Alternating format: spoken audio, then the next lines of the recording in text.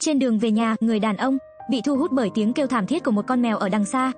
Nhiệt độ cao như thiêu đốt khiến con mèo không thể đứng dậy, nhưng không một ai dừng lại để giúp nó. Lúc này, mèo con chỉ có thể dùng hết sức lực còn lại để kêu lên meo meo, dường như đang cầu xin có người nào đó tốt bụng sẽ cứu nó.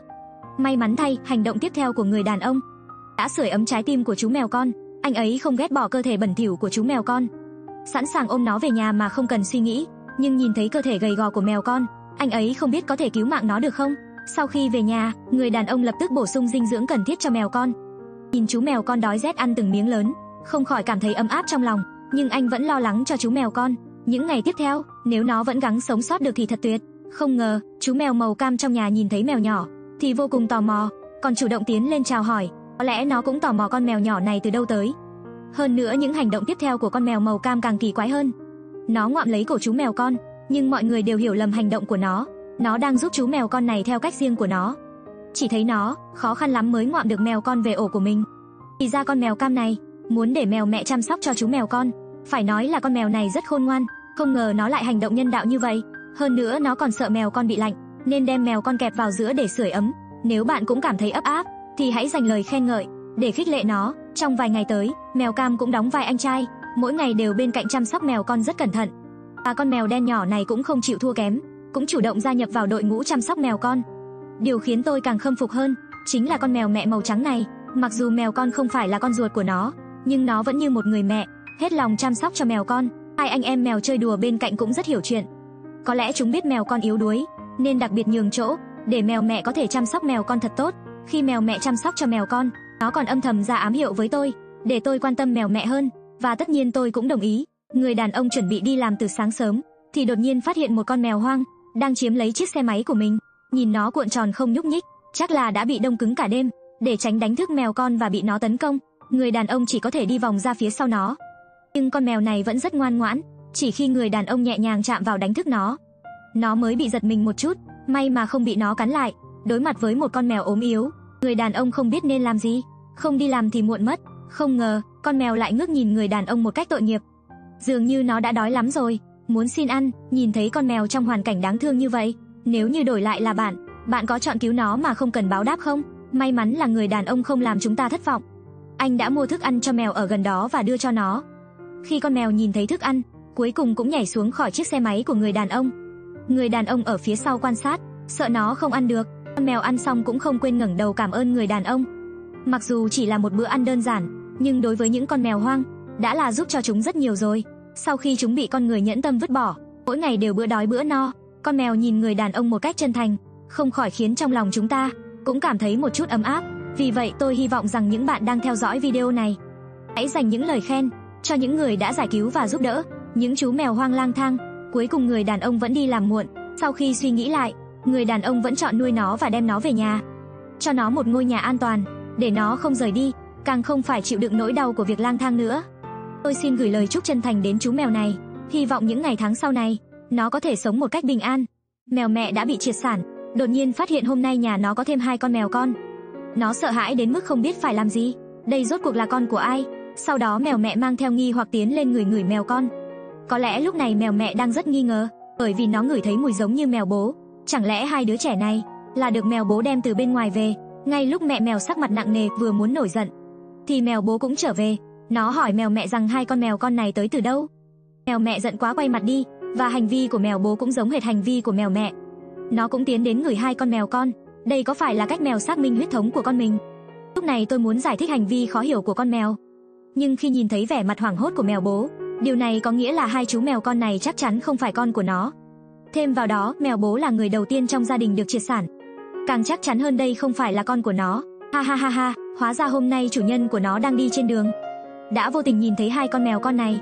Anh ta thấy 2 con mèo con này có màu sắc giống với 2 con mèo ở nhà, liền mang chúng trở về. Nhưng 2 con mèo ở nhà không thích 2 con mèo con này, bởi vì chúng đang tận hưởng thế giới riêng của chúng. Từ giờ trở đi chúng chỉ có thể mang theo chú mèo con bên mình, sống cuộc sống gia đình. Điều đó càng khiến gia đình chưa giàu có này trở nên khó khăn. Tuy nhiên, lúc này mèo mẹ đã thay đổi ý định, bởi vì nó nghe được tiếng kêu của mèo con, làm cho nó sinh ra ý nghĩ muốn nuôi dưỡng mèo con. Nó lại gần 2 con mèo con. Mèo mẹ đang đấu tranh nội tâm gay gắt, nhưng mà thực sự không thể đưa ra quyết định, chỉ có thể giao quyền quyết định cho mèo bố. Nhìn vẻ mặt nghiêm khắc của mèo bố, liệu nó có thể đồng ý nhận nuôi 2 chú mèo con này không? Bạn nào đoán được kết quả, hãy để lại bình luận cho tôi biết nhé. Để đàn vịt con có thể sống sót, mèo mẹ thậm chí còn nuôi chúng bằng sữa của chính mình. Trong khi vịt mẹ bỏ rơi con mình, mèo mẹ này không chỉ nuôi dưỡng 3 chú mèo con, mà còn trở thành mẹ của 3 chú vịt con. Tuy rằng sữa của nó chỉ đủ nuôi mèo con, nhưng nó vẫn đối xử công bằng với 6 đứa con của mình, không để 3 chú vịt con chết đói. Cũng có thể nói, nó thực sự coi vịt con là con ruột của nó. Có thể bạn đang thắc mắc, mẹ của vịt con đâu rồi? Sau khi hỏi chủ nhân thì mới biết, hóa ra là con vịt con mới nở cách đây không lâu. Vì mẹ của chúng bị bệnh nên đã chết rồi, cuối cùng để lại 3 chú vịt con không nơi nương tựa này. Để chúng có thể sống sót, chủ nhân đã có một quyết định táo bạo, là để mèo mẹ nuôi dưỡng chúng. Có lẽ các bạn ở đây cũng không thể tin nổi, nhưng mèo mẹ đã dùng hành động thực tế của mình để chứng minh nó là một người mẹ tốt. Bởi vì từ khi chủ nhân giao vịt con cho mèo mẹ, nó đã coi 3 chú vịt con này như con đẻ của mình. Mỗi ngày đều dùng lượng sữa ít ỏi của mình để nuôi chúng. Nếu các bạn thấy đây là một con mèo vô cùng khôn ngoan, thì hãy để lại một like. Nhưng lúc này trong lòng tôi vẫn có chút nghi ngờ, không phải miệng của vịt con đều vừa dài vừa phẳng sao? Nó có cắn mèo mẹ khi uống sữa không? Nếu bạn có ý kiến, hãy cho tôi biết dưới phần bình luận nhé. Thời gian cứ thế trôi qua, mặc dù tuổi tác của mèo con và vịt con không chênh lệch nhiều lắm, nhưng theo kích thước hiện tại của chúng, tốc độ phát triển của 3 chú vịt con đã hơn mèo con rất nhiều. Liệu sữa có đóng vai trò quan trọng? Nếu điều đó là sự thực, thì tôi có một ý tưởng táo bạo. Nếu sau này dùng sữa để nuôi vịt, có phải chúng đều trở nên mập mạp không?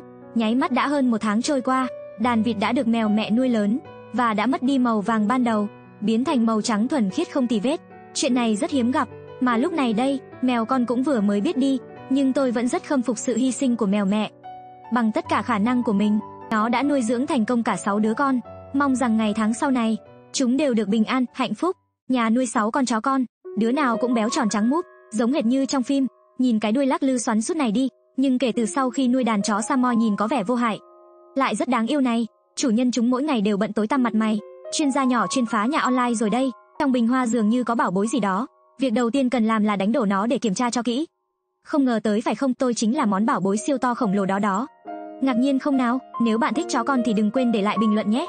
Thúy Hoa thân là mẹ thấy vậy vô cùng hoảng hốt, vội chạy tới nói với người chủ trong nhà, giống như đang nói chuyện này không phải là tôi làm. Chủ nhân mắng chửi chó con một trận.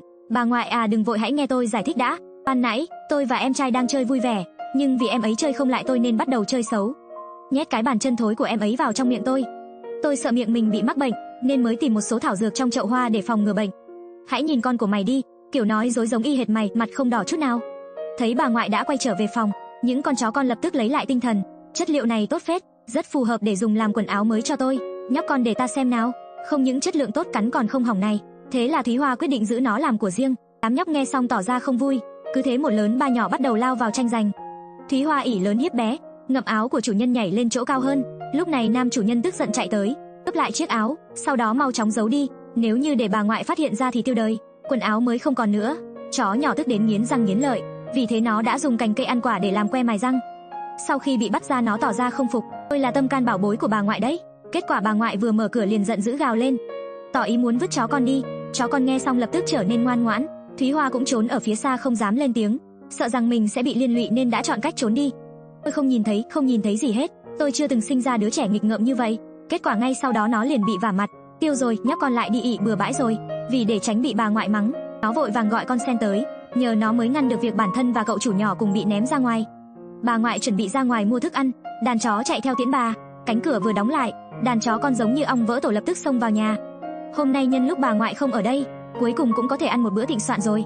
Gặm nhấm hương vị gà giòn tan, sau khi ăn uống no say còn tiểu một bãi, đến khi nam chủ nhân phát hiện ra đầu óc giống như muốn nổ tung. Phút chốc liền cảm thấy số mệnh của mình đã tận. Vào lúc anh ấy còn đang truy đuổi con chó nhỏ, bà ngoại đã quay trở về. Nhìn cảnh tượng trước mắt, bà ngoại tức phát điên. Đàn chó con sau khi ăn một trận mắng có chút hoảng hốt, ngại ngùng chui vào dưới gầm ghế sofa.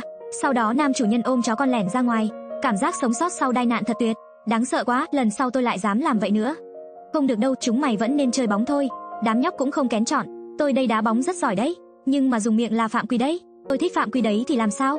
Thấy đám nhóc chơi vui vẻ, Thúy Hoa trốn đi từ lúc nào thấy có chút không vui.